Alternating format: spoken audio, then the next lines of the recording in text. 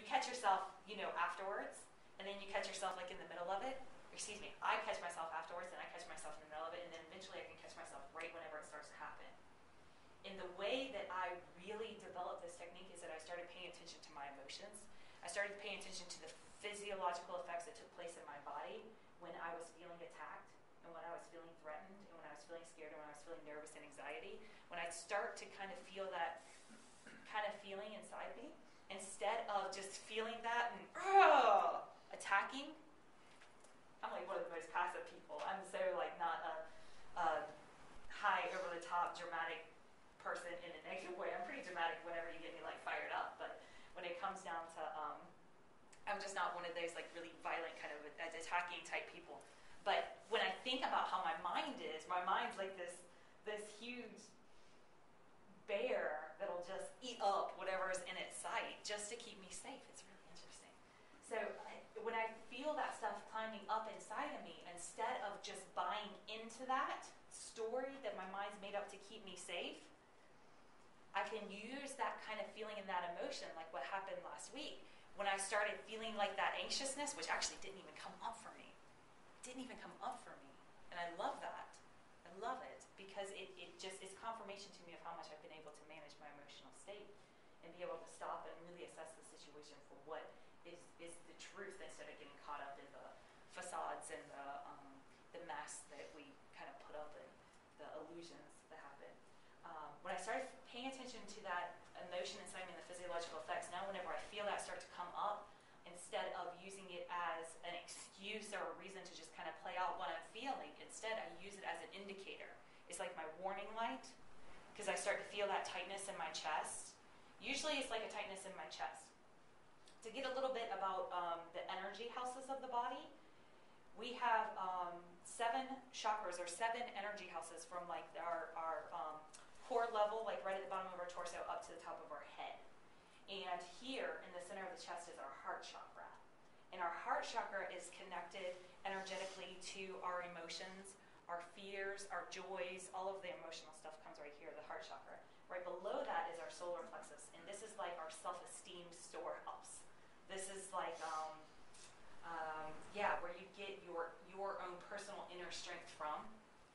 So when I started noticing, I get most of my tightness here in my chest, so it's mostly fear-based stuff. And if I get like kind of like that sock in the gut, that instant like stomach clenching up, that's an indication that I don't feel that I am fully equipped to deal with the person that I'm facing. I don't feel confident in my ability to face them. So it's not so much like a fear, I'm scared I'm going to die, it's I feel inadequate.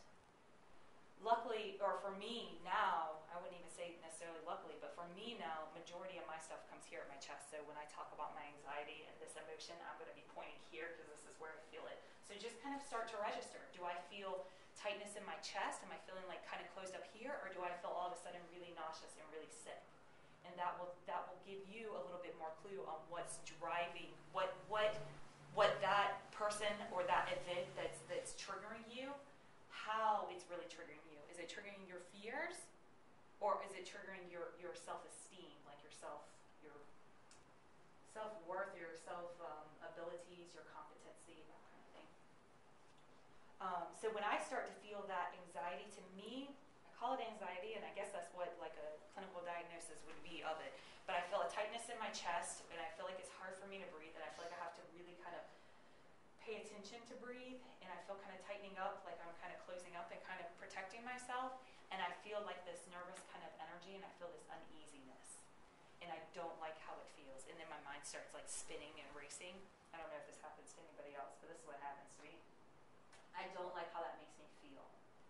So instead of buying into that, I use it as an indicator to make a different choice. I don't want to experience what's going to happen if I react to it, so I'm going to stop and I'm going to make a different choice, one that serves the big overall picture instead of just this moment.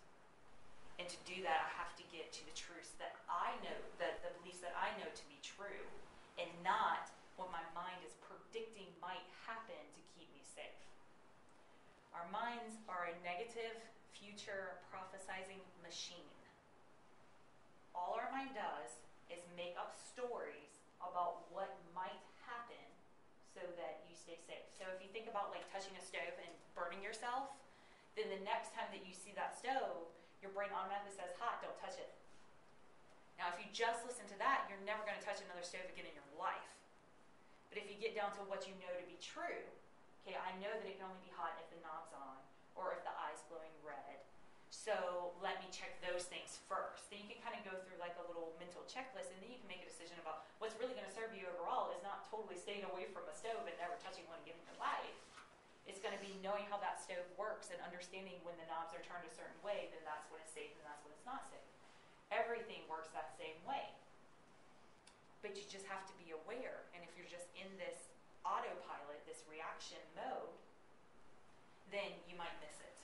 Chances are you probably will miss it. You'll make it not an instinct, because we get those too, but it's more a reaction, just that knee-jerk reaction that happens, which is part of our mechanism. So if we're attacked, we can attack back, and we don't have that, oh wait, let me think about how to handle this situation.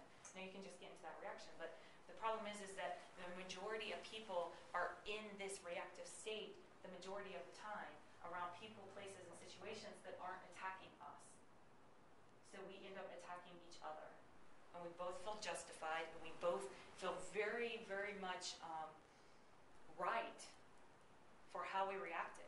And we can take our perspective, and we can go over to our friends and family and say, listen to this, and let me tell you what the scenario was like. And we can set the picture up from how we were feeling and what's happened in us, and we can give our perspective. And everybody's like, gosh, that's crazy. I can't believe that happened to you. That other person must be horrible. Meanwhile, that other person is going over to their friends and their loved ones and saying stuff from their perspective. And there's some things that don't have to be said, because we have this you know me, so you know how I am, so I don't have to defend myself. So since you know who I am, how I am, and I explain from my perspective how I saw things this way, you can buy into it. And then you think that I'm the victim and that the other person is the most horrible person. So then we both are just sitting here hating one another and thinking that each other is totally right and justified and not perfect, but justified from our perspective, and that the other person's just evil. If that was really the case, then we wouldn't have people around us that really loved and cared about us. Don't that kind of relate to insecurity? Absolutely. Absolutely. If you feel the need to justify your situation, you don't feel secure about it. When I hit a point in my life that the foundation that I stand on and that I make choices and decisions on is so solid and so unshakable that you can throw a hurricane right through me and it's not going to waver me, I don't have to argue myself. That's how somebody can get angry and be yelling at me, and I stay calm, cool, and collected. Because I know that all that anger is just a facade. It's just an illusion. It's if you have to express yourself in an intimidating way and prove to me why you feel the way that you feel, I know that it's unfounded. And I know that when you are in your truth, you don't argue with me.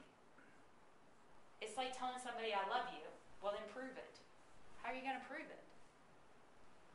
How one person expresses or receives love is going to be different than somebody else.